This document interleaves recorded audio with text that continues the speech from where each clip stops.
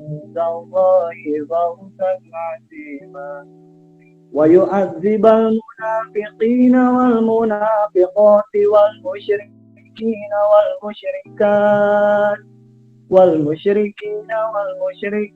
الظانين بالله ظن السوء عليهم دائرة السوء وغضب الله عليهم ولعنهم وأعد لهم جهنم وساءت masih. Terima kasih kepada teman-teman yang telah mendengarkan tilawahnya. Saya kembali tadi tentang saya. Terima kasih Saudara Ruli. Semoga yang membaca dan mendengarkannya selalu diberkati oleh Allah Subhanahu wa taala. Amin. Nah, teman-teman, pada Soil Writing Class sore hari ini kita mengangkat tema How to be a productive soiler facing new normal. Nah, sebelum kita bahas lebih lanjut judulnya, saya akan memperkenalkan Kak Ayu terlebih dahulu. Nah, Kak Putu Ayu Eka Sundari ini, itu dia kakak itu mempunyai titel Outstanding Student-nya Fakultas Pertanian. Bener gak, Kak? Nah, jadi kakak juga merupakan alumni dari Ilmu Tanah, yaitu Angkatan 52. Kak Ayu ini juga pernah menjadi delegasi di Tokyo, Kyoto. Gak apa-apa, Andra. Sebanyak 2 kali. Yang pertama ada di Ehime University pada musim panas dan Kyoto University pada musim dingin. Kayu itu juga, beliau juga sangat berpengalaman, entah itu menulis KTI, PKM maupun esai. Jadi kita mengharapkan dengan adanya kegiatan pada sore hari ini dengan menyusung tema How to be a productive soiler, teman-teman bisa lebih tergugah atau lebih menarik untuk menulis karya-karya supaya teman-teman juga bisa menjadi lebih kreatif, meningkatkan prestasinya dalam masa liburan ini dan masa penyesuaian kuliah dengan new normal. Nah, teman-teman, sebelumnya saya juga akan menjelaskan berjalannya acara. Yang pertama nanti Kak Ayu akan menjelaskan materinya. Nanti kita juga akan membuka sesi tanya jawab. Untuk teman-teman yang ingin bertanya, saya persilakan menulis chatnya setelah dipersilakan nanti dengan hashtag ingin bertanya. Nanti kalau udah diberi kesempatan, boleh dinyalakan audionya dan kameranya dan langsung aja bertanya ke Kak Ayu. Betul Kak Ayu? Oke, ya betul. Terima kasih Andra. Sama-sama Kak. Langsung aja ya Kak, kita pemaparan materi. Oke, dipersilakan kepada Kak Ayu.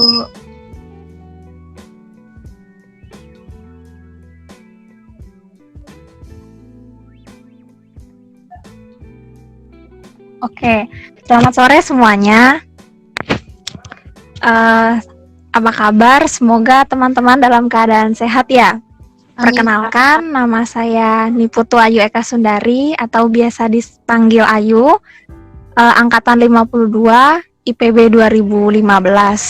Dan hari ini diminta oleh HMIT melalui Andra untuk membicarakan mengenai tetap produktif di tengah pandemi dan menghadapi new normal ya. Sebenarnya new normal sudah sedang dijalankan. Kalau di Bogor sih, new normal sudah mulai dijalankan dan saya tinggal di Bogor, jadi sudah mulai merasakan keramaian lagi begitu.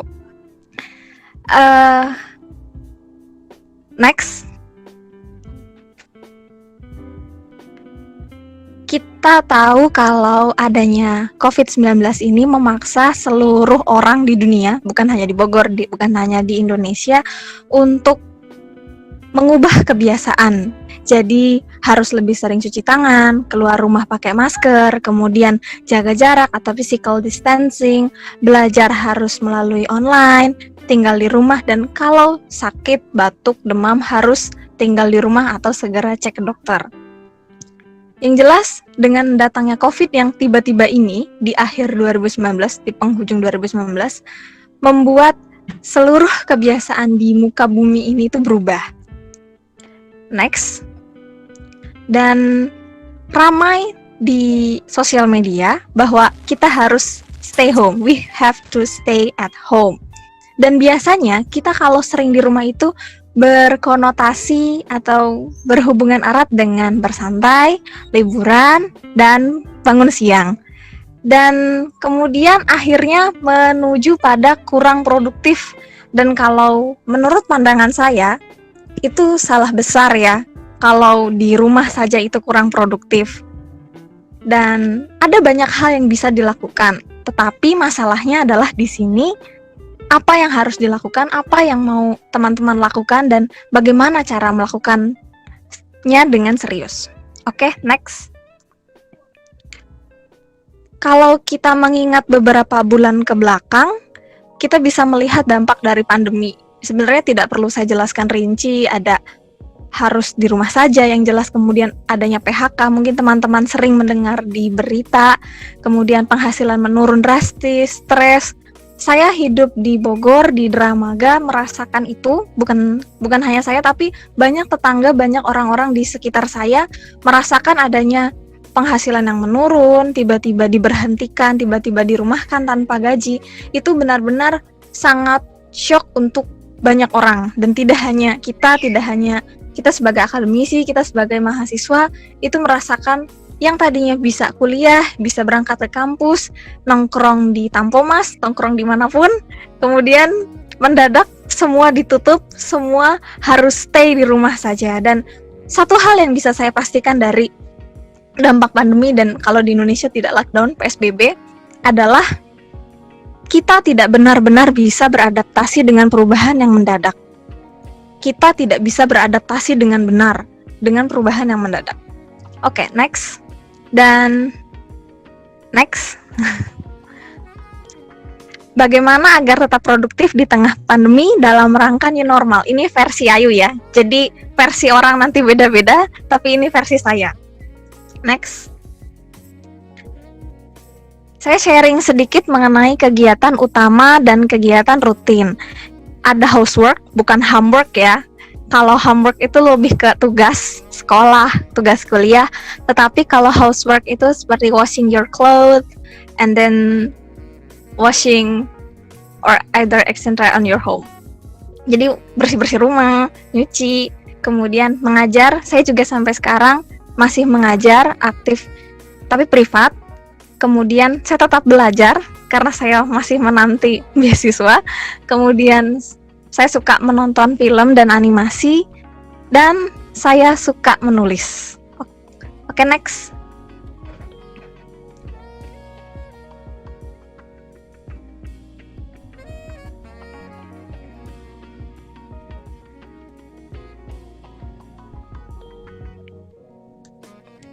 Dan presentasi kali ini, saya akan meng-highlight 2 poin penting dari kegiatan rutin saya, yaitu belajar dan menulis. Oke, next. Next. Nah, yang bisa dipelajari saat di rumah saja itu apa? Saya ada 5 poin yang saya bisa pelajari kala di rumah saja, yaitu bahasa asing, menulis, olahraga, desain grafis, dan berkebun. Bahasa asing, menulis, olahraga, desain grafis ini kegiatan yang bisa dilakukan sendiri maupun bersama teman secara online.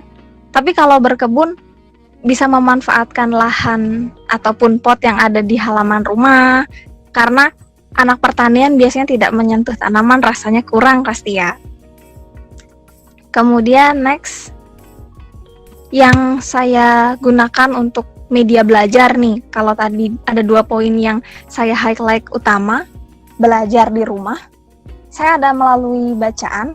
Next. Melalui bacaan yaitu buku, kemudian artikel, serta e-book. Ada juga tontonan.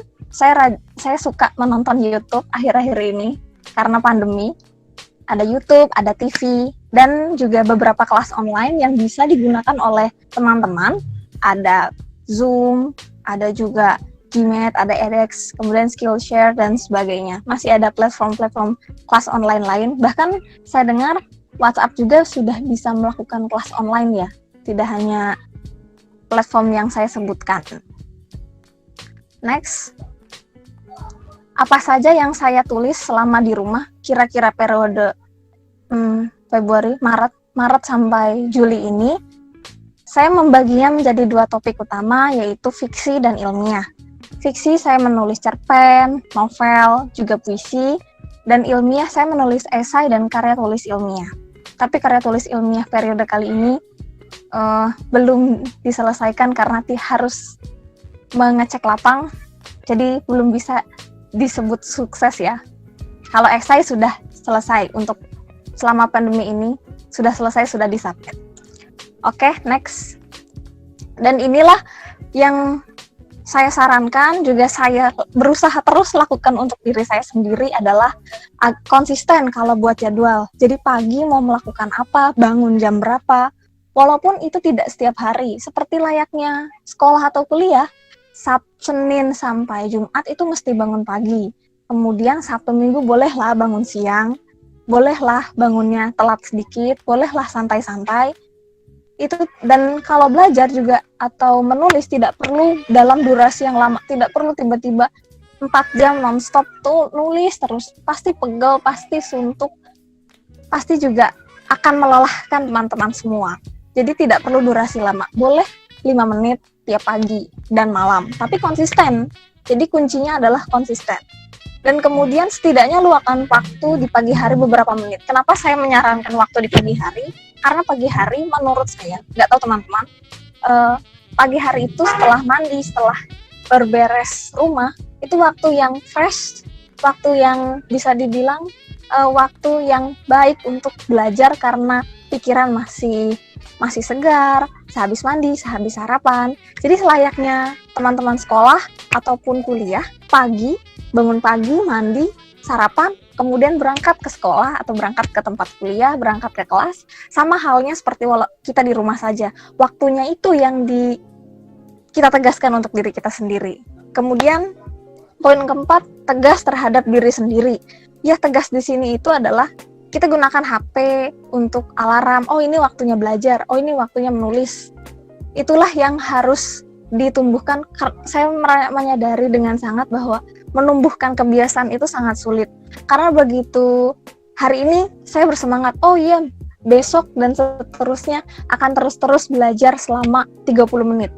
2 hari pertama semangat, hari ketiga mulai down, hari keempat mulai malas, dan seterusnya. Mungkin belajar untuk UTS, belajar untuk UAS juga kayak gitu. Begitu tahu nilainya jelek, belajar di minggu ke-8 setelah UTS, semangat 45. Kemudian minggu ke-9, minggu ke-10, kemudian makin turun, dan tiba-tiba naik mendadak saat mau UAS. Ini yang menurut saya agak kurang baik, karena kalau mendadak itu, karya tulisan itu kadang kurang baik. Walaupun ada ya, istilah the power of deadline, saya tidak menyangkal itu, saya pun pernah begitu. Tetapi alangkah lebih baiknya, kita punya waktu lebih banyak untuk mengoreksi karya, mengoreksi apa yang telah dipelajari. Dan juga jangan lupa, setelah teman-teman tegas terhadap diri sendiri, kemudian teman-teman sudah konsisten belajar, walaupun itu saya rasa seminggu atau 2 minggu, berikan reward terhadap diri teman-teman sendiri. Rewardnya apa? Bebas. Kalau saya, rewardnya itu suka nonton animasi, suka nonton film. Jadi nonton filmnya itu setelah saya melakukan serangkaian aktivitas yang dipaksa padat, barulah saya membolehkan diri saya sendiri untuk menonton animasi sepuasnya di 1 hari penuh, kayak seperti itu. Next. Dan ini adalah contoh saya. Jadi saya membuat target dari setiap kegiatan. Contohnya hari ini 23 Juli 2020, kalau untuk bahasa Jepang, kebetulan saya suka mempelajari bahasa Jepang, saya setidaknya menghafal 5 kosakata, 5 kanji, dan 1 pola kalimat. Dan ini dilakukan seminggu, saya sebanyak jadwal 3 kali. Jadi seminggu cukup 3 kali, tapi setiap 2 minggu sekali harus dievaluasi. Nah, kadang saya juga memacu diri saya sendiri, sudah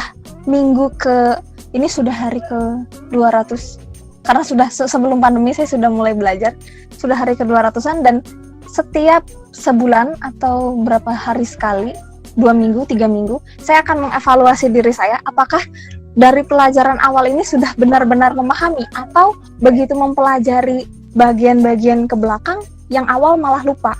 Itulah gunanya evaluasi. Kemudian bahasa Inggris saya bukanlah selevel native, jadi saya setiap hari masih berusaha untuk membaca setidaknya 1 artikel dalam bahasa Inggris dan 1 video YouTube dalam bahasa Inggris, dan tentunya menambah wawasan. Jadi tidak hanya sekedar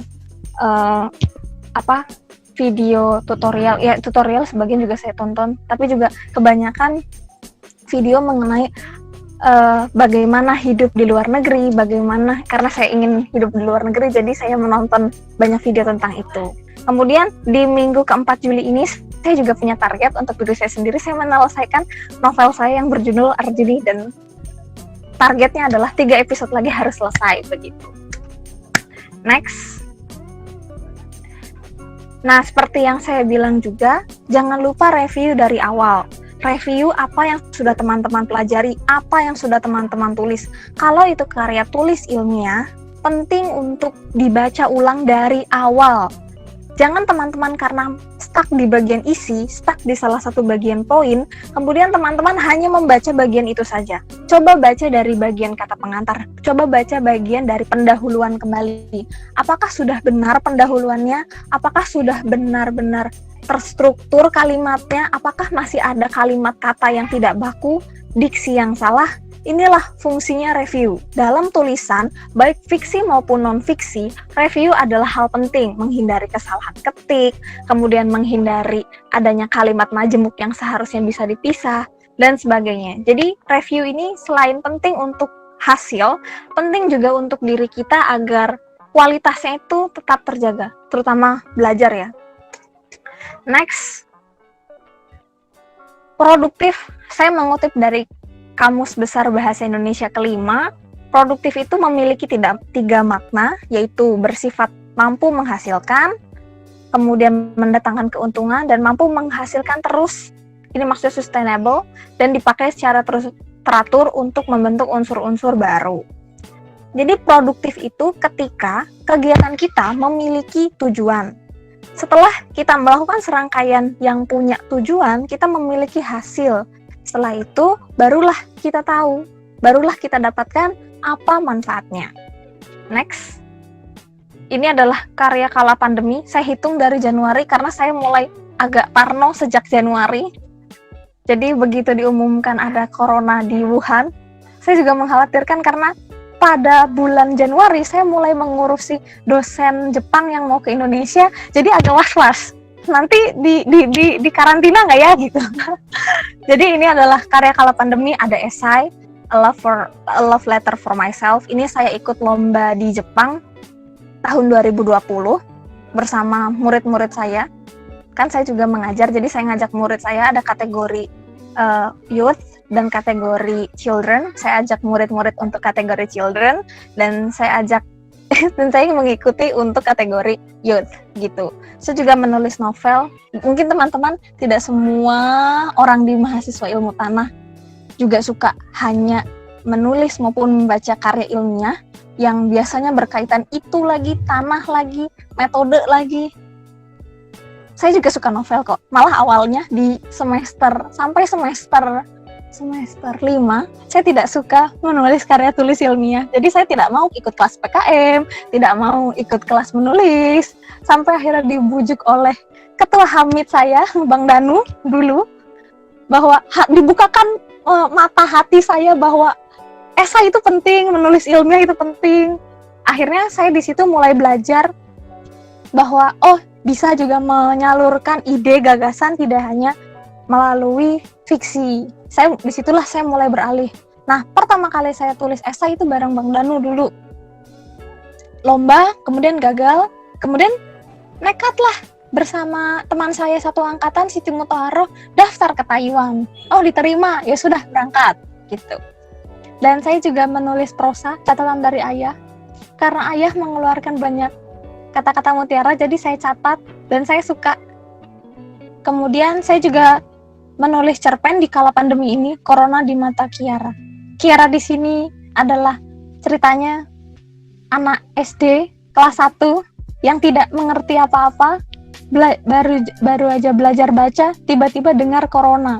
Nah, kalian kan mungkin ada teman-teman yang nggak kepikiran sebenarnya apa sih yang anak-anak kecil pikirin tentang Corona. Nah, kalau mau tahu nanti bisa baca Corona di Mata Kiara. Ini tentang kelas 1, anak-anak kelas 1, bagaimana pandangan mereka terhadap Corona. Karena saya mengajar anak-anak TK dan SD juga, jadi sedikit tahu bagaimana pandangan mereka terhadap Corona. Pandangan polos tentunya. Oke, next. Dan ini saran dari saya bagaimana untuk belajar ya. Mulai jadwalkan menonton video belajar rutin. Boleh kalau kalian agak malas menonton video, tapi rasanya anak sekarang lebih suka nonton video sih dibanding baca. Jadi jadwalkan menonton video belajar secara rutin. Jadi tapi juga tidak harus video ya belajar yang benar-benar membahas tentang TOEFL, membahas tentang IELTS, membahas tentang ilmu tanah. Tidak mesti seperti itu.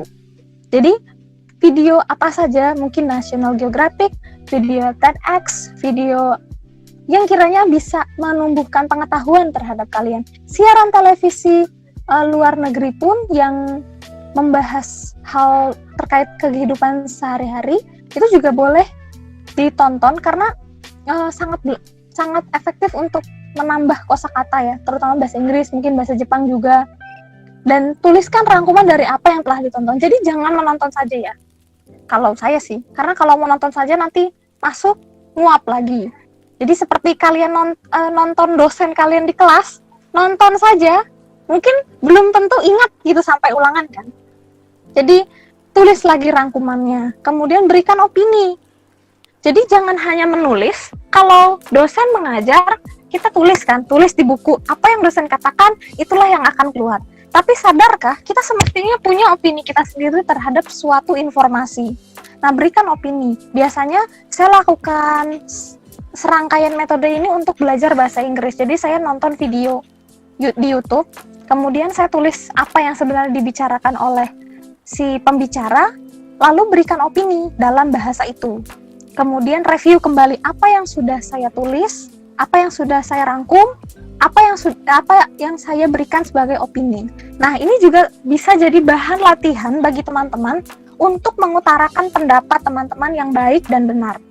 Kadang, kalau apa yang kita bicarakan, kita tidak bisa review kecuali direkam ya. Kalau teman-teman ngerekam suara teman-teman lagi ngobrol sama teman, saat malam baru didengerin, apa saja yang sudah saya katakan seharian ini, teman-teman bisa mengevaluasi diri teman-teman. Tapi bagaimana untuk metode belajar? Review kembali adalah dengan cara merangkum dan memberikan opini. Jadi, kalau di kelas suatu hari atau teman-teman memberikan seminar, bagaimana caranya memberikan sanggahan, memberikan persetujuan, memberikan saran, ide yang benar adalah dengan cara berlatih. Kalau sekarang karena zamannya masih pandemi, jadi harus di rumah saja, menulis adalah salah satu media yang baik menurut saya. Tapi bagi teman-teman yang mager menulis, mungkin bisa pakai rekaman suara, bagaimana nada bicara teman-teman, apakah ada perkataan yang salah untuk memberikan suatu opini, itu bisa jadi saran bagi teman-teman untuk memperbaiki gaya bicara, bukan gaya bicara, tapi cara penyampaian teman-teman kalau ada suatu informasi yang barangkali tidak sesuai dengan pendapat teman-teman, begitu. Jadi teman-teman tidak harus menonton video berkaitan informasi yang selalu membuat teman-teman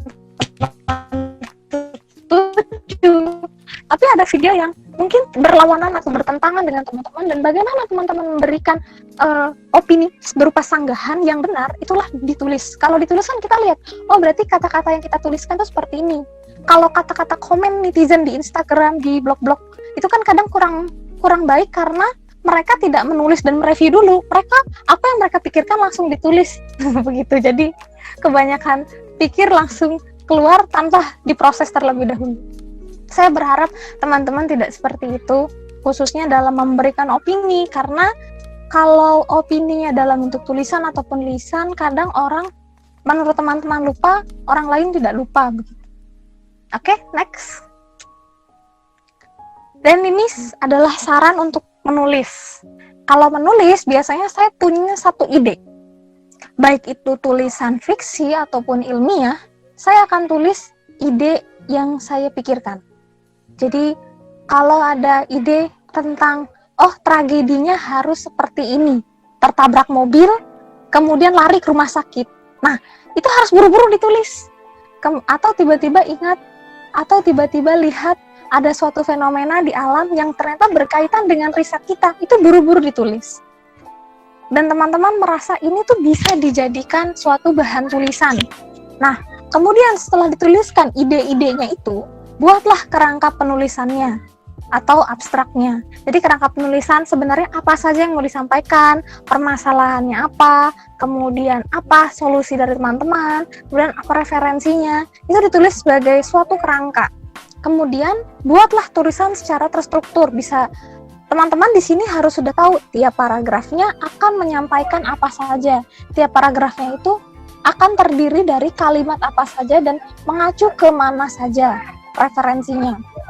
Dan isi tulisan dengan hasil literatur maupun opini pribadi. Kalau beberapa esai ataupun karya tulis ilmiah itu masih boleh diselipkan pendapat pribadi, tapi dengan catatan harus ada pendukungnya, yaitu literatur. Jadi jangan asal bunyi atau asal tulis karena merasa teman-teman itu benar, tapi apa landasannya, apa hukumnya, kalau di fisika hukum, kalau di kimia juga hukum. Nah, kalau di tanah kan ada asas-asas yang tidak mungkin dilanggar. Tanah, asam, pasti yang tersedia adalah unsur-unsur mikro, dan itu kenapa? Itu ada alasannya, ada risetnya. Itulah kenapa sekarang anak tanah bisa bilang kalau tanah masam itu sangat beracun bagi tanaman, karena punya dasarnya begitu. Itu hal seperti halnya pengetahuan di kuliah, itu pasti sudah berlandaskan literatur, berlandaskan riset. Dan kemudian kala inspirasi tersendat atau bisa dibilang, aduh nggak ada inspirasi, aduh udah bingung mau nulis apa. Biasanya nih, saya mengalami saat menulis skripsi. Apalagi ya, saya menulis skripsi itu, dosen saya sendiri bilang, Ayu, saya nggak paham sama penelitian kamu. Dan itu posisinya saya lagi nge-lab, rasanya sudah lupakan, saya sudah sarjana sekarang. Kala inspirasi tersendat tuh, yang saya lakukan adalah pertama, baca tulisannya ulang. Apalagi skripsi ya, benar-benar dibaca tuh detail dari awal, berkali-kali sampai kalian hafal, sampai kalian tahu nggak ada satu kata salah pun, satu huruf pun yang salah. Itu saking seringnya dibaca. Kemudian baca literatur yang berbeda. Jadi biasanya kalau seringnya sih saya melihat teman-teman saya, jadi begitu baca nih literatur ini, penelitian dia langsung dikaitkan dengan literatur itu saja. Jadi penelitian skripsinya hanya dikaitkan 1, 2, 3 literatur saja. Padahal itu salah, teman-teman. Teman-teman bisa baca lebih banyak lagi, tapi memang tidak mesti masuk ke dapus. Ini yang suka bikin laporan, yang baca literatur itu belum tentu masuk ke dapus. Membaca literatur fungsinya adalah membuka wawasan kita, bukan hanya sekedar mensitir atau mensitasi. Dan kalau inspirasi tersendat, mau nulis ilmiah maupun fiksi, teman-teman harus rehatkan pikiran teman-teman. Kalau saya sudah lelah, yang saya lakukan pastilah nonton anime, nonton atau mendengarkan musik, makan, ataupun tinggalkan sebentar, sejenak. Itu akan sangat amat berguna untuk merefresh otak teman-teman begitu. Next, ini adalah next. Oke, ini saran-saran saya. Saya sebut merek nggak apa-apa ya, bukan sponsor kok. Maksudnya bukan juga nge-endorse, tapi saya merasa aplikasi-aplikasi maupun website ini sangat amat membantu saya dalam belajar, dalam menambah wawasan. Bahan bacaan bisa baca Jakarta Post atau Fisik.org. Kalau bahan tontonan bisa nonton TEDx. Di sana itu seperti monolog yang dia menceritakan, dia seperti presentasi tapi tidak ada sesi tanya jawab.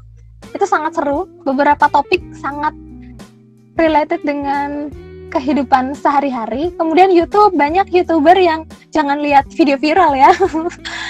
Sedih.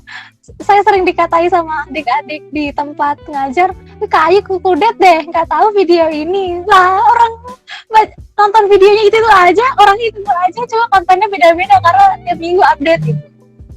Kemudian saya suka lomba esai di GOIPIS itu sebenarnya seperti Kemendikbudnya Jepang, lomba esai, tapi sudah tutup sekarang. Bulan apa ya? Bulan Mei lalu. Nanti pengumumannya Oktober. Doakan ya. Tapi tidaklah tahu. Kemudian aplikasi belajar. Saya menggunakan TOEFL AEO, Duolingo. Duolingo ini banyak bahasa yang bisa dipelajari. Saya belajar bahasa Inggris, bahasa Jepang, dan bahasa Korea di satu aplikasi Duolingo yang hijau ini, macam burung hantu tapi hijau. Kemudian Obenkyo ini untuk belajar kanji, menghafal kosakata dalam bahasa Jepang.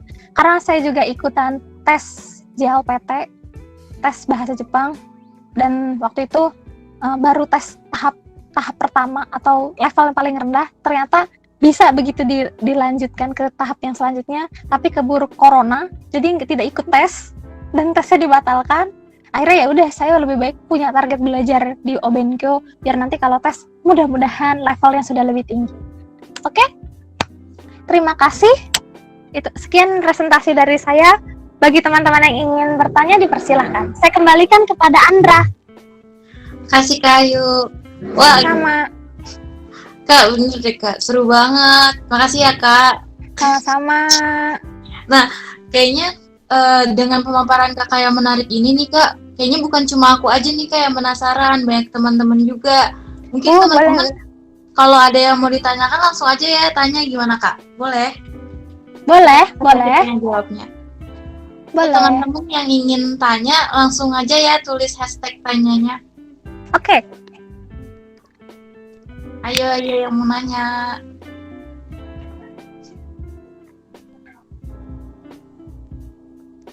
Saya tunggu ya Kak. Oke. Ditunggu kok. Kalau Andra mau nanya, tanya duluan nggak apa-apa. Yang Kan lain, moderator spesial. yang lain dulu aja Kak. Oke.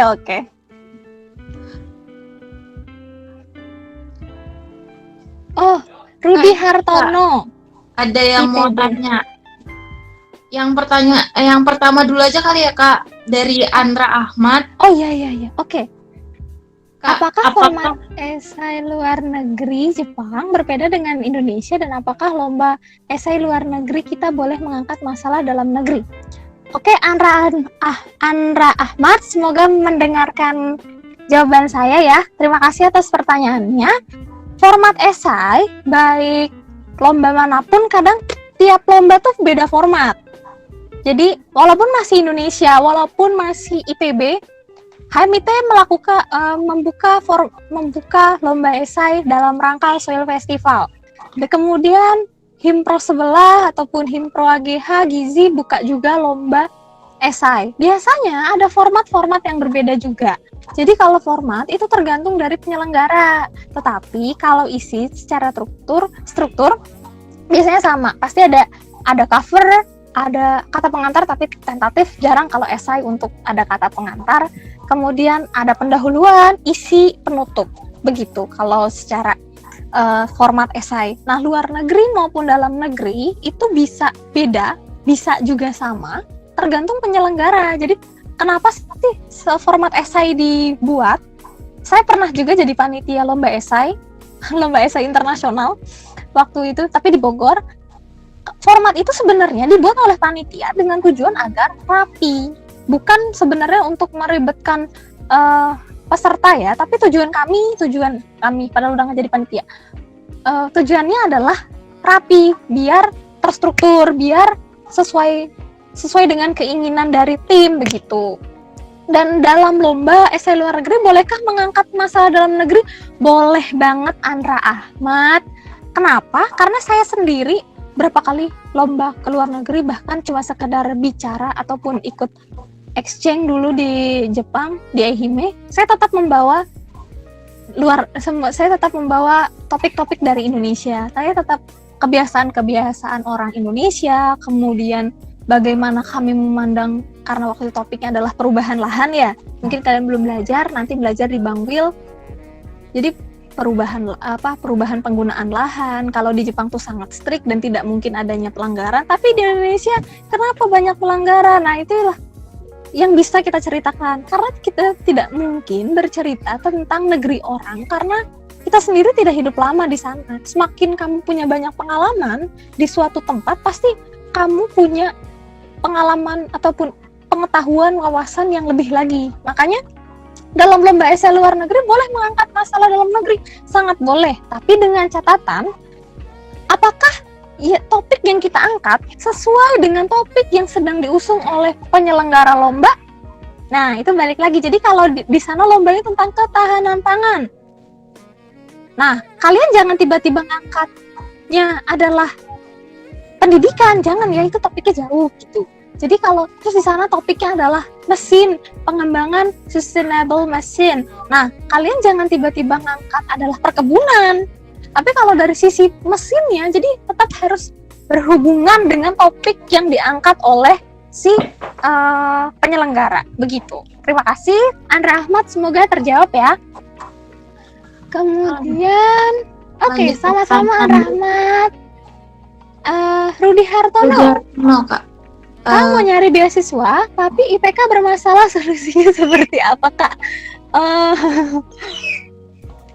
Nyari beasiswa, Kak, Rudi Hartono ini masih semester awal kan ya? Belum. Karena kan yang 4, satu angkatan sama Andra ya? Iya.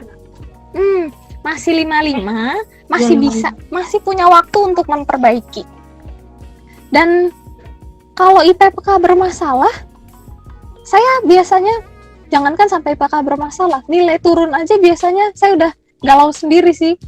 Pasti akan langsung cari tahu bagaimana belajar yang efektif. Mungkin kalau udah kuliah, kadang malasnya adalah ke bawah teman. Jadi teman ngajakin nongkrong, teman ngajakin ini, dan itu tidak bisa ditolak. Ataupun ada kegiatan yang harus bareng-bareng, itu tidak bisa ditolak. Padahal kita rencananya mau belajar.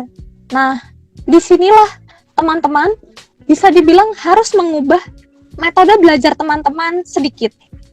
Kalau dulu waktu sekolah, teman-teman belajar, Andra 56, maafkan. Dulu teman-teman waktu SMA belajar tuh harus di buku, belajar tuh harus ngotret, belajar tuh harus ngafalin. Itu benar, mungkin sekarang kuliah juga kayak gitu. Tapi nyatanya, saat saya kuliah, sebagian besar pelajaran atau mata kuliah itu bukan dihafal, tapi dilihat di kenyataannya langsung.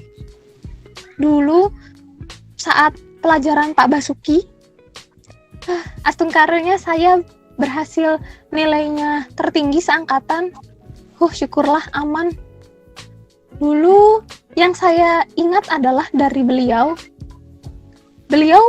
menumbuhkan logika, bukan caranya menghafal, tapi menumbuhkan logika. Misalnya, mungkin topiknya saya contohkan adalah soal UTS saya waktu Giotan dulu semester 7. Kenapa sawit tidak ditanam di Jawa Tengah, Jawa Timur, Bali, dan Nusa Tenggara? Kenapa nanamnya di Sumatera, wilayah Palembang, Sumsel, sampai Lampung bagian utara? Nah, kalau jawabannya pasti kalian akan berpikir, di slide mana ya, di penjelasan apa ya? Padahal sederhananya adalah kita harus mengingat tanaman itu butuh apa. Tanaman butuh iklim yang cocok, tanah yang cocok, dan air yang cukup. 3 hal kan? Nah, dari 3 logika ini, kenapa sih akhirnya ditaruh di Sumatera? Padahal kan Sumatera gambut, terus nanti pembakaran gambut, dan sebagainya, nanti membuka hutan. Tapi ada yang benar-benar jadi bahan pertimbangan perusahaan. Dalam kali ini pasti perusahaan mempertimbangkan bukan hanya karena orang di dalam orang-orang ekonomi, orang-orang di dalam hanya orang AGH, ada orang tanah yang kenapa mempertimbangkan, salah satunya Pak Basuki. Kenapa harus di Sumatera? Kenapa lebih baik Sumatera? Karena Sumatera curah hujannya cukup untuk sawit.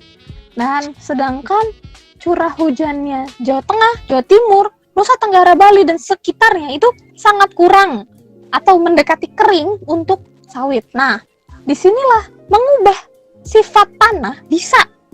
ilmu tanah belajar, dikasih ameliora, dikasih bahan organik, dikasih pupuk, tanah akan menjadi subur, bisa mendukung kembali tumbuhnya tanaman. Tetapi akan berbeda cerita kalau kalian mengubah curah hujan. Bagaimana caranya? Apakah buat irigasi di sawit? Nggak mungkin. Nah, inilah yang kemudian jadi bahan pertimbangan besar.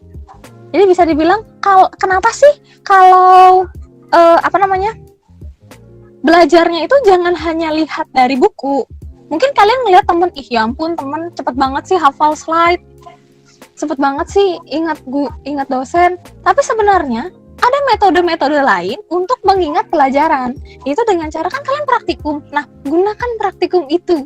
Gunakan praktikum untuk bertanya, untuk mengamati, untuk memperhatikan lebih dalam. Itulah yang akan menjadi pengetahuan dasar teman-teman. Dan kalau hanya sekedar tahu, tapi teman-teman tidak bisa menuliskan, tidak bisa menyampaikan dengan benar, inilah yang harus teman-teman latih. Bagaimana dari pikiran teman-teman ditransfer ke tulisan, agar itu mengerti. Jadi tidak hanya begitu, kita tahu ini tuh jawabannya A, jawabannya seperti ini, tapi bagaimana kita membuat orang lain paham, itulah PR. Jadi untuk memperbaiki nilai ujian adalah tahu bagaimana menjelaskan, karena kan di soal itu bertanya, kita harus menjelaskan. Nah, PR-nya adalah bagaimana kita menjelaskan dan orang yang membaca, di sini kasusnya adalah dosen, itu bisa paham begitu. Jadi untuk memperbaikinya, saya rasa dari siapa tadi? Rudi Hartono, metode belajarnya harus dirubah. Dan tak tanya kakak kelasnya, biasanya ilmu tanah kan baik-baik kakak kelasnya. Dulu aja saya sering tanya ke Bang Danu, ke kakak-kakak di ilmu tanah yang kalau ada yang nggak paham, tanya aja. Kakaknya pasti akan dengan senang hati untuk menjelaskan gitu. Jadi Rudi Hartono masih semester awal, masih punya banyak waktu, masih belum penelitian, belum KKN. Jadi sebelum itu perkayalah pengetahuan, perkayalah wawasan begitu. Semoga terjawab ya Rudi Hartono. Nanti kalau IPK-nya sudah selamat, berarti bisalah apply beasiswa gitu. Kemudian Nih, Kak, ada pertanyaan ketiga dari Putu Kevin Suryawijaya. Ya. Nah, saya ingin bertanya, bagaimana langkah awal untuk menguatkan diri agar berani dan memiliki tekad yang kuat dalam mengikuti lomba esai, karya ilmiah, ataupun karya fiksi? Soalnya saya kadang pas mau ikut lomba awalnya semangat, Kak, tapi pas tengah-tengahnya mulai nggak konsisten dan akhirnya batal ikut. Itu gimana tuh, Kak? Saya juga mengalami kalau ikut lomba tuh begitu baru nulis setengah, baru nulis sebagian, atau baru nulis awal-awal sudah tidak semangat. Karena kalau dari saya sendiri itu lihat dulu lombanya. Kadang ada lomba yang benar-benar biayanya mahal karena dengan embel-embel hadiah ke luar negeri dan segala macem. Nah itu saya kadang nggak mau pilih gitu. Saya maunya yang affordable, yang logis. Maksudnya biayanya logis, hadiahnya logis, tidak muluk-muluk gitu. Dan bagaimana menguatkan diri untuk Putu? Tadi harus punya tujuan. Kalau biasanya saya tahun ini tuh saya punya beberapa target A, B, C, D, E. Saya menyebutnya misi. Jadi tahun 2020 punya misi. Dan satu misi itu pasti punya metode untuk meraihnya. Nah, kalau lomba, pastikan saat lomba itu tidak mengganggu KBM, perkuliahan. Nah, tidak mengganggu perkuliahan. Jadi kalau misalnya lomba, saya juga punya teman yang lomba sana, minggu depan lomba sini, tahu-tahu IPK-nya terjun payung. Nah, itu juga tidak baik. Dan saya rasa alangkah baiknya lomba esai, lomba karya ilmiah maupun menulis fiksi, itu kamu tulis, tabung aja dulu tulisannya.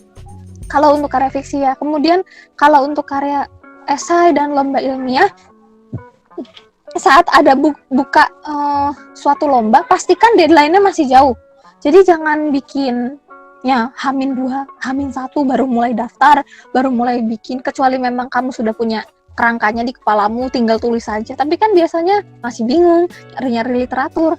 Nah, bagaimana untuk langkah awal menguatkan diri adalah pastikan timeline-nya itu kamu sanggup. Jadi misalnya walaupun timeline-nya masih sebulan lagi, tapi sebulan ke depan kamu sibuk.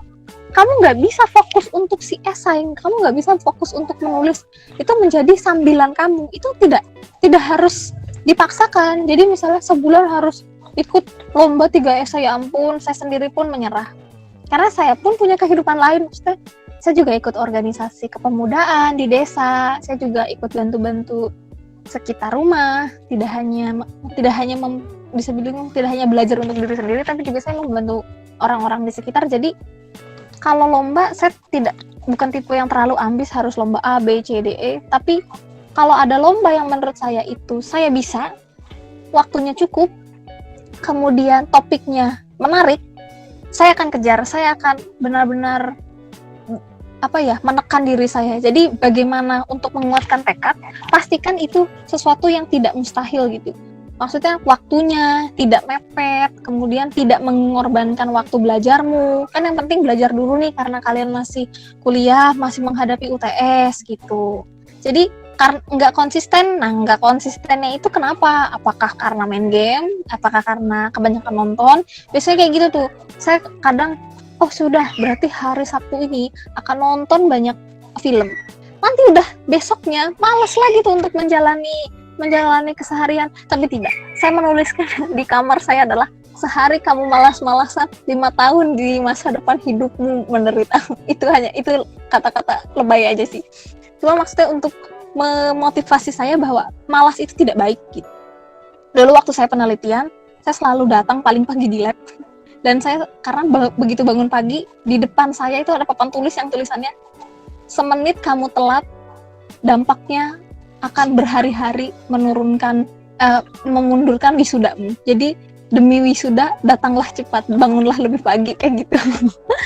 Semoga Putu Kevin terjawab ya. Ya swastiastu, salamnya diterima. Terima kasih Putu Kevin. Oke, berikutnya Kak ada pertanyaan dari Anastasia. Itu kurang lebih sama ya sama apa yang tadi Kakak jelasin sebelumnya. Untuk Anastasia, apakah sudah terjawab atau ada yang mau ditanyakan lagi? Oh iya, Anastasia.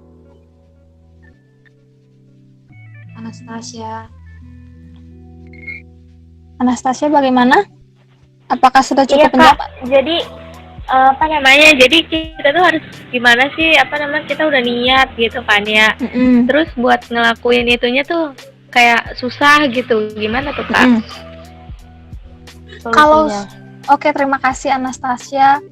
Kalau saya sendiri sudah niat, berarti kalau menulis esai ya, kasusnya esai, berarti saya sudah benar-benar membaca literatur. Kalau nggak jalan, berarti saya nggak baca literatur. Jadi saya juga beberapa kali kalau ada lomba esai, mau ikut, udah unduh nih panduannya, udah regis nih, tinggal bayar. Tapi diri saya malah tidak kunjung mencari literatur, tidak kunjung menulis sebuah struktur, akhirnya tidak jadi daftar. Dan saya sendiri kenapa ada yang jadi daftar, kenapa ada yang jadi enggak? Ternyata kuncinya adalah kalau ada topik esai, buru-burulah cari idenya, apa yang mau kita angkat. Kemudian setelah itu, carilah literaturnya yang terkait. Jadi jangan hanya bingung nulis apa, terus kamu hanya buka laptop, buka blank Word. Terus kamu bingung mau nulis apa.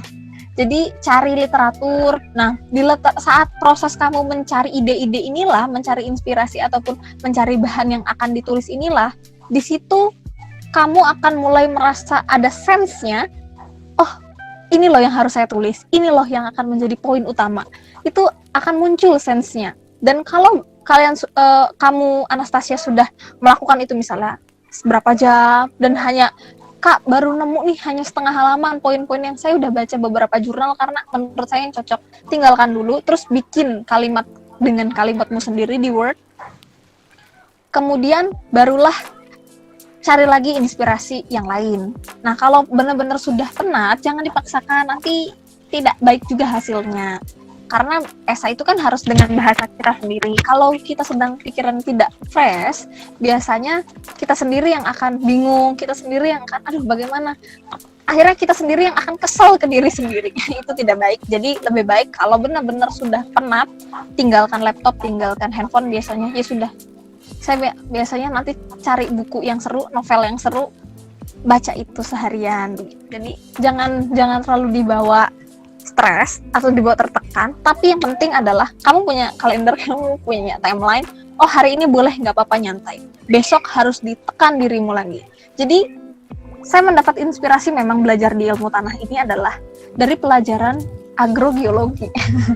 Kalau di agrogeologi, batu kapur itu kan rapuh ya, tingkat kekerasannya hanya 3 kalau nggak salah nih ya, kalau saya nggak salah ingat. Tingkat kekerasannya 3, kemudian kalau mengalami proses metamorfosis, mengalami tekanan dan suhu yang sangat tinggi, kalau pilihannya hanya 2, kalau nggak hancur, akan menjadi batu yang lebih kuat lagi. Nah, akan menjadi marmer kan? Kemudian itulah yang menginspirasi saya dari belajar agrogeologi.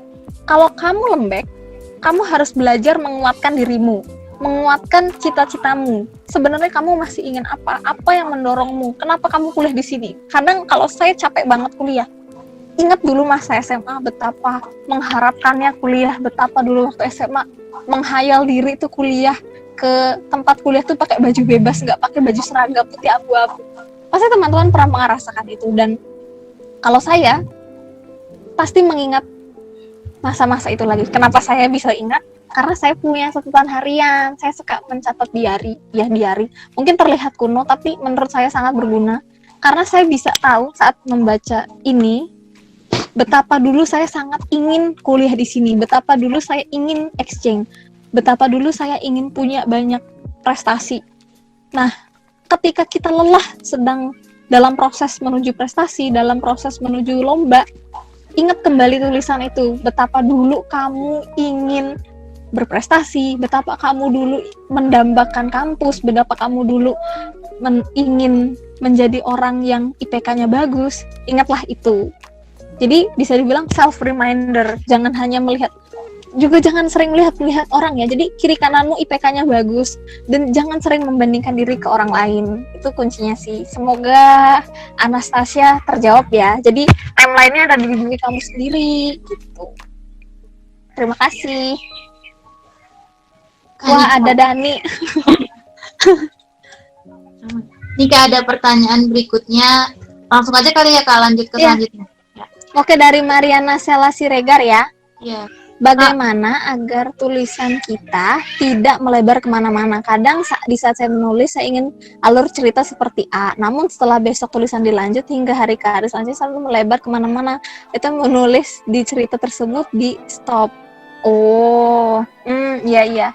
Nah, kalau saya sendiri mengalami hal itu kok, yang namanya, yang tadinya di abstrak saya, maksudnya di struktur tuh, maunya endingnya seperti ini.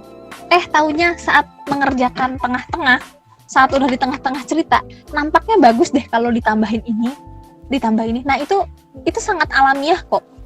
Saya beberapa kali ikut seminar online-nya para penulis, walaupun jadi silent reader di sana, hanya mendengar doang. Katanya mereka juga mengalami itu, katanya ya, dan saya juga mengalami sih, saya sendiri. Saya kan masih penulis amatiran nih. Jadi, kalaupun berkembang boleh, tapi jangan keluar dari topik utama kamu. Jadi niat kamu apa nih? Kenapa bisa, alurnya kemana-mana? Kamu harus ingat tujuanmu menulis cerita ini. Kayak contohnya, kalau kamu, tadi siapa? Kalau Mariana mau baca novelku, jadi promosi, aduh maaf gak enak. Jadi kalau di novelku itu endingnya maunya seperti ini, jadi berakhir dengan orang tua keadaannya seperti ini. Tapi ternyata saat menceritakan di tengah, itu sangat amat tergoda tangan untuk mengetik hal yang lebih gitu. Jadi ada deskripsi yang lebih, kemudian ada kejadian yang semestinya saat kita rencanakan awal tidak terjadi. Itu alamiah saja, tapi jangan sampai keluar dari topik. Artinya biasanya kan kalau nulis di suatu tempat, nulis cerpen, kadang kalau di platform tertentu tuh ada genrenya ya. Pastikan itu tidak keluar genre. Misalnya saya suka nulis tuh genrenya anak-anak remaja. Nah, pastikan tidak, pesannya tuh mudah ditangkap oleh mereka yang di usia tersebut gitu. Jadi kalau sampai melebar kemana-mana, saya juga merasakan sih baca cerita, baca novel, baca komik, tiba-tiba lah kok judul sama isinya beda jauh, lah kok. Nah, mungkin beberapa kali bisa menemukan itu, tapi pastikan di akhir cerita, kalau judul sama isi nggak nyambung, di akhir tuh masih ada nyambungnya gitu. Dan kalau saya sendiri, karena kan tiap penulis punya ciri khas masing-masing ya, tidak bisa dipaksakan penulis ini harus sama dong, harus kayak ini. Enggak, alurnya boleh tidak ditebak. Tapi kembali lagi, pastikan genrenya tidak jauh gitu. Terima kasih, semoga Mariana terjawab ya. Gitu. Oh, ada pertanyaan selanjutnya dari Kak Fiktia Alfianita. Tips and tricks menulis karya ilmiah untuk mahasiswa tingkat akhir nih Kak, supaya tulisannya lebih menarik. Gimana tuh Kak? Oke. Halo Fiktia. Tips dan trik menulis karya ilmiah dalam hal ini skripsi ya. Kalau saya sendiri, sebenarnya saya sambil cerita juga deh. Dulu saya dikatai oleh dosen. Jadi kedua dosen pembimbing saya tidak memahami. Oke, makasih Fiktia. Jadi saya sendiri benar-benar menolak dari awal diajakin proyek ya, jadi sebut merek kan. Jadi diajakin proyek tapi nggak mau karena hati saya menolak, ya lebay sekali. Tapi memang seperti itu. Jadi kalau menurut saya tidak mau, saya tidak akan mau gitu. Dan saya mendapatkan inspirasi kala KKN, saya melihat keadaan yang ternyata bisa loh pendekatannya dengan ilmu tanah. Walaupun tidak secara langsung, tapi ilmu tanah berperan secara penting loh di situ. Tapi orang tidak melihat, dan saya melihat. Akhirnya saya memutuskan saya akan penelitian di sini dengan topik ini. Walaupun begitu dibawa ke dosen, awalnya tidak mengerti. Kedua dosen saya mengatakan, saya tidak mengerti penelitian kamu. Kenapa kamu nggak yang gampang-gampang aja sih? Itu kesebut gitu. Kadang kan jadi bukannya memupuk semangat, malah mematahkan semangat ya. Tapi di situ posisinya enggak, ini tuh benar. Saya akan baca literatur lebih banyak, saya akan baca artikel, saya akan mencari informasi lebih banyak lagi yang kemudian akhirnya dipresentasikan ke dosen. Ini loh alurnya. Jadi sebelum hamin seminggu seminar, akhirnya kedua dosen saya memahami dan bilang, oh ini penelitian bagus, oh syukurlah. Jadi akhirnya dibilang, oh ini tulisannya ternyata bagus, oh ini ternyata tulisannya lebih komprehensif, ternyata tulisannya kompleks. Ya saya mengambil kompleks karena kan hidup juga kompleks ya. Jadi akhirnya diperbolehkan, akhirnya diteruskan, dan akhirnya beliau bisa nyambung. Jadi dosen saya itu, dua dosen ini biasanya tidak pernah berdampingan di satu mahasiswa gitu. Jadi jarang banget ada orang yang PS1-nya A, kemudian tiba-tiba ke C gitu. Jauh banget, biasanya kan satu divisi, sebutnya. Jadi satu divisi tapi ini lain divisi, dan jarang sekali mahasiswa tuh berkolaborasi antar dua divisi ini gitu. Jadi bisa dibilang saya tuh aneh, sampai dulu tuh sedikit menimbulkan masalah di departemen, sampai dipanggil Pak Darmawan dan Pak Sudarsono gara-gara itu. Tapi ya sudahlah, ternyata akhirnya memahami, dan juga dulu pernah ngobrol sama Pak Basuki, oh ini nggak, walaupun seperti katain ya, tapi ujung-ujungnya ini nggak apa-apa, kamu sebagai dasar bahwa ternyata sifat komprehensifmu sudah tumbuh gitu sebagai ilmu tanah. Jadi tidak hanya melihat permasalahan itu dari satu sisi aja. Jadi kebetulan penelitian saya itu tentang pengembangan kopi, dan pengembangan kopi itu berbau wisata juga, tapi saya penegatannya adalah ilmu tanah. Kenapa ilmu tanah? Karena di sana ternyata pemupukan itu menjadi suatu hal yang tabu gitu di desa itu. Jadi malah kata petani, ngapain dipupuk? Orang nggak dipupuk aja di titik tahun panen, terus banyak lagi. Oke, dapat inspirasi dari situ. Jadi kesuburan alami tanah, itu akan menentukan produktivitas itu akan menentukan pendapatan petani, tapi petani juga punya penghasilan lain dan sebagainya. Jadi saya mengambil topik dari pewilayahan, kemudian dari ilmu tanah, dari keilmuan kesuburan tanah, kemudian bercampur dengan ekologi manusia. Jadi saya harus belajar ke KPM bersama teman saya untuk membuat kuesioner ke petani, kemudian bagaimana cara bersosialisasi dengan petani. Saya belajar banyak di KKN, begitu. Jadi semoga siapa tadi Fiktia terjawab ya. Dan untuk menarik tuh ya idenya dari dirimu sendiri. Jarang loh penelitian menarik tuh dari dosen. Kalau proyek kan biasanya targetnya udah ada ya. Jadi kalau penelitian dari dirimu sendiri, kamu ingin meneliti apa? Tapi balik lagi sih ke kamunya. Kalau merasa, oh enakan proyekan, jadi dibiayain, kemudian udah tahu hasilnya apa. Kalau diriku sendiri kan, departemen kita ngasih jatah 2.500.000 buat nge-lab. Ya kenapa kita nggak pakai diri sendiri aja untuk ide sendiri, daripada harus proyek dosen gitu. Bukan berarti proyek dosen nggak baik ya, tapi kalau memang bisa penelitian sendiri, kamu akan jauh lebih merasa paham karena kamu di lapang. Saya merasakan dosen protes, oh kenapa nih titik sampelnya nggak di sini berdasarkan aturan, nanti belajar lah ya cara ambil titik sampel. Kenapa nggak di sini? Ini titiknya harus begini. Terus akhirnya saya bisa membantah dosen. Nggak bisa. Di situ kenyataan di lapang, di peta adalah memang benar kebun, tapi nyatanya di situ ada sebuah rumpun bambu yang tidak bisa ditembus. Saya sudah muter sana, muter sini, menaiki jurang, tapi tidak menemukan jalan menembus itu gitu. Jadi bisa dibilang kalian yang harus lebih tahu dari dosen kalian tentang penelitian kalian. Yang meneliti kan kalian, bukan dosen. Dosen kan sebenarnya membimbing, setidaknya biar tidak banyak kesalahan, tidak banyak yang menyimpang dari keilmuan begitu. Itu fungsinya dosen sebenarnya. Jadi pada saat seminar saya amat bersyukur ketika dua dosen saya bilang kalau penelitian saya lebih komprehensif. Juga penelitian saya juga diangkat jadi paper sih 2 kali. Yang satu di Taiwan, yang satu lagi di International Conference tapi di Bogor. Jadi dibuat dari satu skripsi dibuat 2 paper. Ya begitulah. Karena saya sendiri menguasai materinya. Dan kenapa bisa menguasai? Karena di lapang lama, yaitu KKN.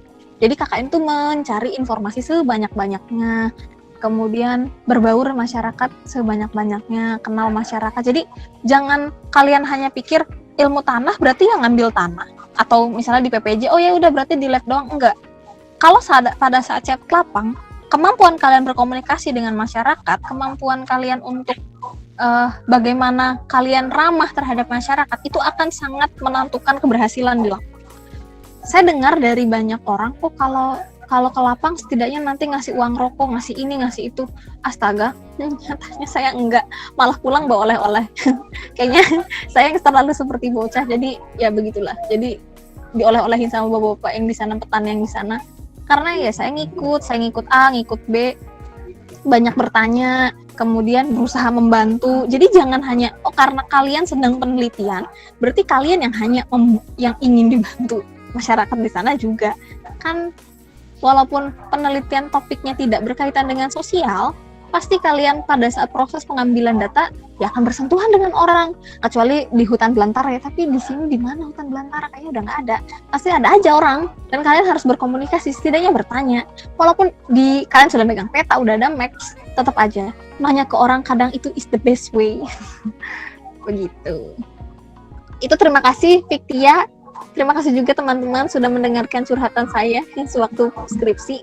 Semoga terjawab ya. Dan semangat skripsinya Fiktia. Yeay, Putu juga paham. Sama-sama. Ayo kita buka sesi tanya jawab sampai kurang lebih jam 17.15 ya Kak. Oke, Ini silahkan. ada yang tanya lagi dari Marila. Kak, tadi kalau nggak salah saya lihat salah satu karya kakak ada fiksi yang berjudul Corona di Mata Kiara. Apakah itu dari kisah orang lain, Kak? Misal kita mau menulis cerita dari kisah orang lain, bagaimana sebaiknya kita menempatkan diri? Itu. Oh, Marila, ini padahal saya baru membahas ini ke diri saya sendiri beberapa hari lalu. Jadi kadang saya tuh menempatkan, jadi tadi kan menunjukkan judul cerpen hanya satu ya.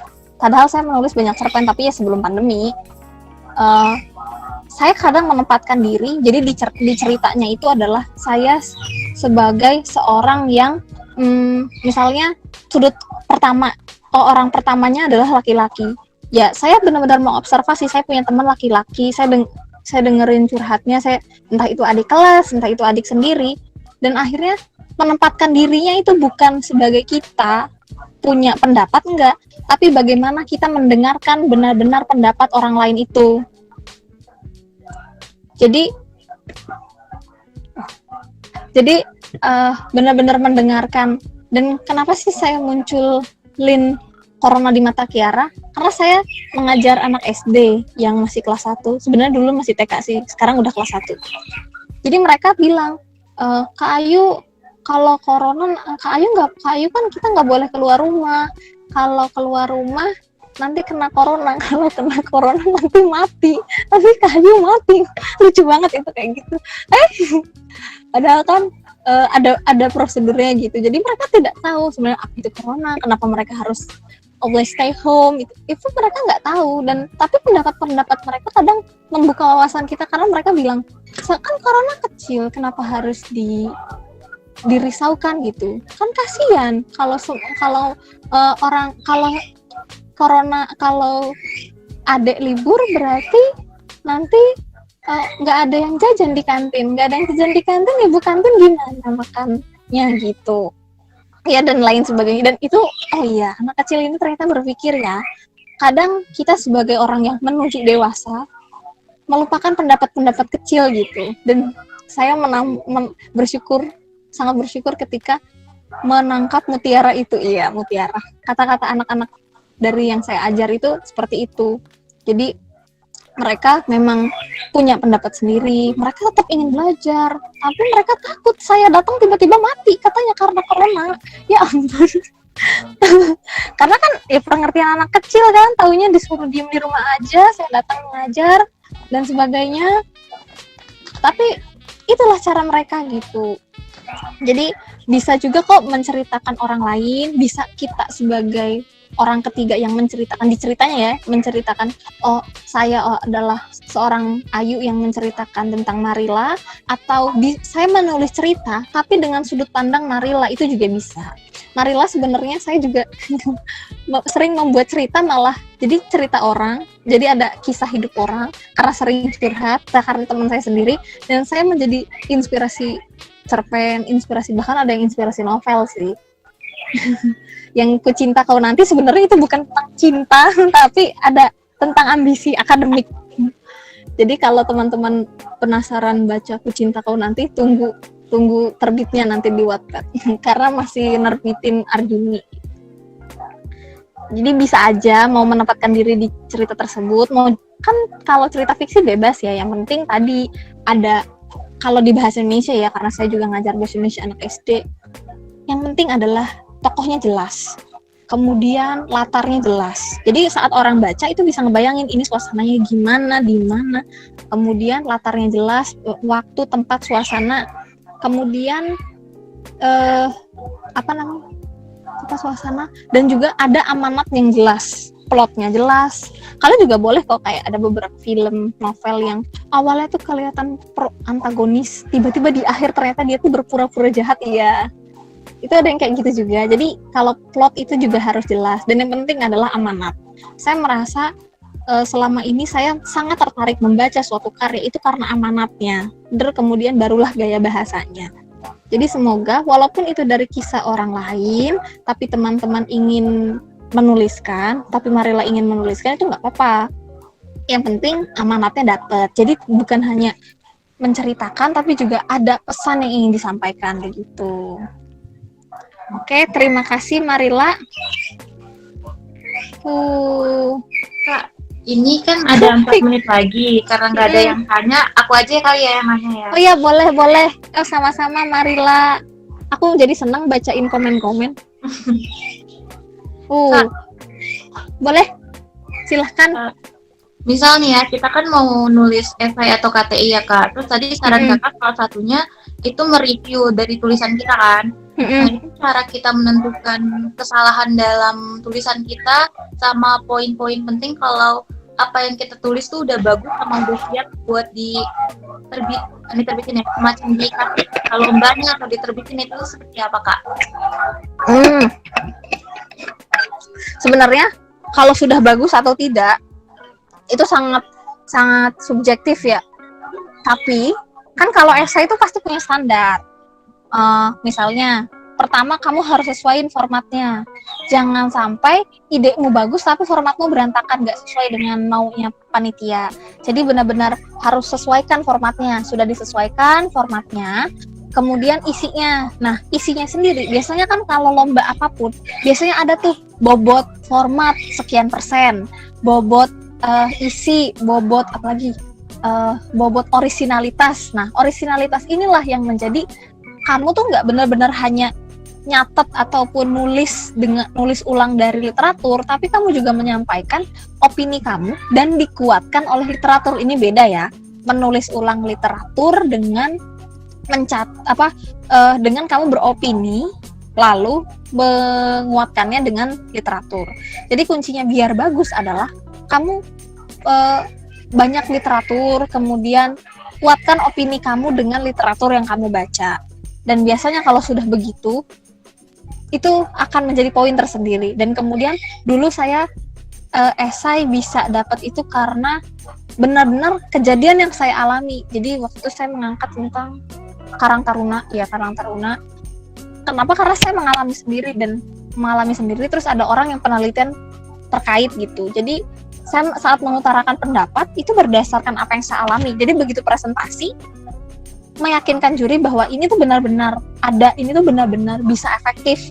Jadi itu karena pengalaman, pertama pengalaman ya. Yang kedua, kalau misalnya pengalaman juga sulit karena keterbatasan waktu, keterbatasan meraih wilayah-wilayah yang lain, meraih tempat-tempat yang lain, itu tidak apa-apa untuk baca di literatur. Dan pastikan tidak hanya membaca, tapi juga kalian mencerna tadi, baca, dirangkum, kasih opini. Baca, tadi dirangkum, kasih opini. Mungkin kalau hanya membaca terus mengingat, itu baik. Tapi lebih baik, lebih advance nih, saya merasakan sendiri, kalau ditulis opini kita. Jadi, apakah kita setuju, apakah kita tidak setuju, apakah kita akan sependapat, apakah kita punya pendapat yang lain, gitu.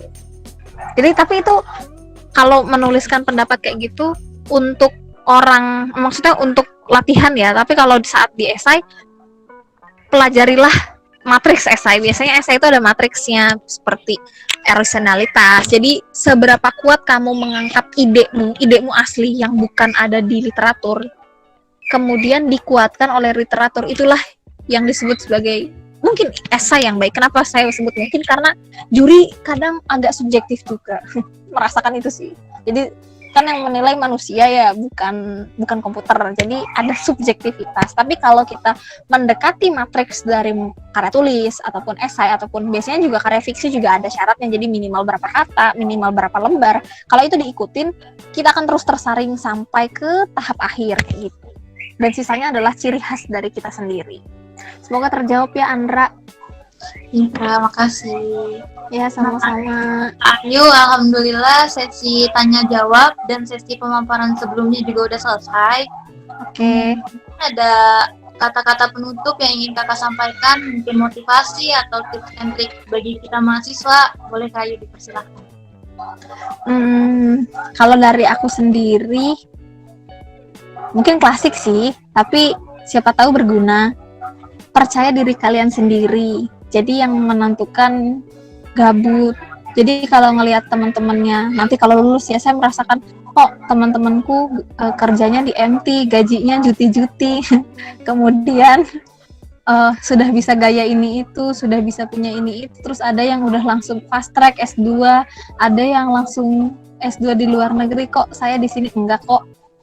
Kalau kamu melihat dirimu sendiri, jadi lebih banyaklah melihat ke dirimu, lebih banyak koreksi dirimu, jangan terlalu sering membandingkan orang lain. Jadi saya sendiri kalau nilai IPK-nya turun, lihat selama satu semester, apa sih yang sudah saya lakukan, apa yang harus saya bayar sehingga nilai saya IPK-nya turun. Jadi apakah itu hanya main, apakah hanya depresi? Saya mengalami kok depresi, tapi dulu nilainya malah naik karena itu benar-benar tidak menekan diri agar tidak turun.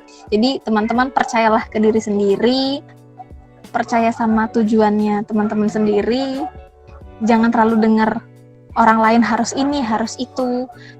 Dan perhatikanlah mana kritik yang membangun, mana saran yang membangun.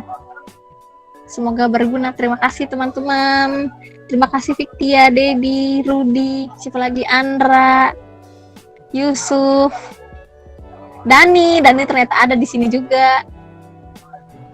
Kemudian Mariana, Putu Kevin. Semoga terjawab ya apa yang ditanyakan dan semoga pemaparanku jelas walaupun ada bercandanya. Alhamdulillah Kak, nih ada sedikit hal yang akan saya simpulkan kurang lebihnya dari apa yang Kakak sampaikan. Jadi dengan keadaan new normal ini nggak menentukan kalau kita itu nggak bisa produktif ya Kak. Iya. Kita kadang dipaksa buat menyesuaikan diri, tapi dengan keadaan ini kita juga bisa jadi produktif dengan hal-hal yang kita lihat di sekitar kita, bisa kita jadiin ide. Salah satu kita bisa untuk memulainya, kita bisa buat jadwal agar kita konsisten, terus memanfaatkan waktu kita di pagi hari supaya waktunya nggak perlu lama-lama ya Kak, sesuai benar aja. Terus buat reward untuk diri kita sendiri supaya kita tahu sejauh mana kita mampunya, sejauh mana kita udah berkembang. Kurang lebih kayak gitu, betul Kak? Oke, benar Andra. Oke, terima kasih banyak Kak Ayu telah bersedia menjadi narasumber kita di Soil Writing Class pada sore hari ini. Terima kasih banyak. Mohon maaf bila kita ada kesalahan. Ini ada sedikit kenang-kenangan nih Kak dari kita. Semoga Kak berkesan. Coba teman-teman operator boleh ditunjukkan kenang-kenangan kita untuk Kak Ayu. Kenang-kenangan? Oh, nah itu dari kita tuh Kak. Semoga Kakak berkesan ya Kak. Mohon maaf Kak, tidak bisa memberikan itu. Nanti filenya akan kita kirimkan ke Kakak lewat email. Bagaimana Kak? Oke, boleh.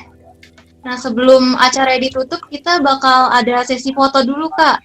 Oke, boleh. Untuk teman-teman dibuka dulu ya kameranya, karena kita akan sesi foto terlebih dahulu. Oke. Teman dibuka kameranya. Gimana operator, apa sudah siap? Ayo teman-teman dibuka kameranya. Kita mulai ya.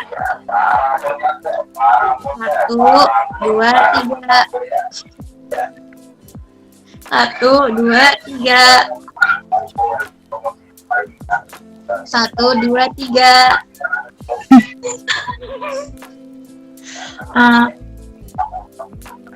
Oh ya Kak, sama kita juga mau terima kasih banyak nih Kak. Mohon maaf bila kita ada kesalahan. Ya nggak apa-apa, santai. Untuk teman-teman semua, nanti di WA kita bakal ada share link daftar akhir. Jangan lupa diisi. Terus untuk teman-teman 56, jangan lupa screenshotnya disiapkan untuk bukti kalau kalian udah ikut Soilwright hari ini. Sekali lagi terima kasih Kak Ayu. Semoga ilmu yang Kakak sampaikan bermanfaat bagi kita di kedepannya. Terus juga teman-teman udah meluangkan waktunya. Berikut kita ada info-info lomba bagi teman-teman yang terbuka atau setelah mendengarkan Kak Ayu niat langsung untuk menulis nih. Kita ada info-info lomba karya esai, KTI, dan PKM. Bisa langsung coba diaplikasikan aja teman-teman. Iya benar, itu karya tulis ilmiah bisa dicoba. Esai juga boleh. Kalau teman-teman ingin tanya boleh chat langsung ke kakak gak ya? Boleh. Tuh. Selagi aku senggang aku jawab, tapi kalau tiba-tiba lagi nggak senggang maaf ya agak telat. Oke, teman-teman tuh udah dibolehin sama kakaknya. Jadi kalau misalnya udah niat, boleh banget tuh langsung tanya-tanya ke kakaknya.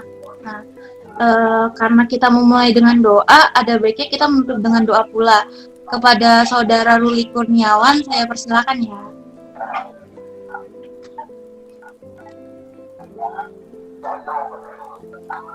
Baik, terima kasih kepada Andra yang telah memberi kesempatan saya untuk memberi doa. Teman-teman untuk yang non-muslim bisa menyesuaikan, dan untuk yang muslim akan saya pimpin untuk doa untuk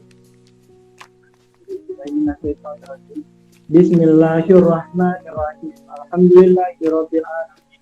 Hamdan syakirin, hamdan naimin, hamdan yu'ti ni'amahu wa yukafi mazidah. Ya Rabbana lakal hamdu kama yanbaghi li jalali wajhika wa azimi sultanik. Allahumma shalli wa sallim ala sayyidina Muhammadin wa ala ali sayyidina Muhammad. Allahumma allimna ma yanfa'una wajidna ilman nafi'a wa amalan mutaqabbalan wa rizqan halalan thayyiban wa nas'aluka khairan katsiran wa nas'aluka sama'an wa ilal khairi qaridna wa 'anil syarri ba'idna. Allahumma bika asbahna wa bika amsayna wa bika nahya wa bika namut wa ilaika nusur. Allahumma ja'al jam'ana hadza jam'an marhuma. Allahumma inna nas'aluka salamatan fid din wa afiatan fil jasad wa ziyadatan fil wa barakatan fir rizqi wa taubatan qabla al-maut wa rahmatan indal maut wa maghfiratan ba'da al-maut. Allahumma hawwin 'alaina fi sakaratil maut wan najata minan nar wal afwa 'indal hisab. Rabbana la tuzigh qulubana ba'da idh hadaytana wa hab lana min ladunka rahmatan innaka antal wahhab. Rabbana atina fid dunya hasanah wa fil akhirati hasanah wa qina adzabannar. Subhana rabbil izzati amma yasifun wa salamun alal mursalin walhamdulillahi rabbil alamin. Amin amin. Terima kasih teman-teman yang sudah berjuang untuk saya kembalikan lagi kepada. Terima kasih Saudara Ruli Kurniawan. Melalui doa saya akhiri Soil Writing Class pada hari ini. Saya Andra Septina selaku moderator pamit undur diri. Terima kasih semuanya. Assalamualaikum. Sama-sama. warahmatullahi Waalaikumsalam. Sampai jumpa semuanya. Dadah. Terima kasih semuanya. Terima kasih.